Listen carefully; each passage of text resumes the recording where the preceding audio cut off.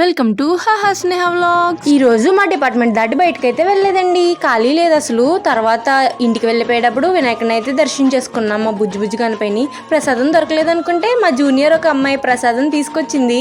ఆ బస్సు అయితే షెడ్కి వెళ్ళిపోయిందండి. So bus late గా వస్తుంది అని చెప్పేసి మేము కాలేజ్ అంతా తిరిగేస్తుంటే పుట్టిక అంది, పదవే క్యాంటీన్కి వెళ్దాం, ఏమైనా ఇప్పిస్తాను నీకు అని అన్నది. సో మేము ఆగుతామా, వెళ్ళిపోయాం క్యాంటీన్కి వెళ్ళిపోయి అన్ని చూస్తే మాకు కావాల్సినవి అయితే క్యాంటీన్ లో లేవు. సో ఒక డ్రింక్ బాటిల్ అయితే కొనేసుకున్నాం. క్యాంటీన్ లో కొన్నది ఒక బుడ్డి డ్రింక్ బాటిల్, దాన్ని 6 షేర్ చేసుకుని తాగాం. డ్రింక్ తాగేసి వెంటనే ఫుడ్ పాండాస్ కి అయితే వెళ్ళిపోయాం. ఇది ఇయర్ అయితే పెట్టారు కొత్తగా. రేట్లన్నీ కలిపేలా ఉంటాయి కానీ టేస్ట్ మాత్రం బాగుంటుంది.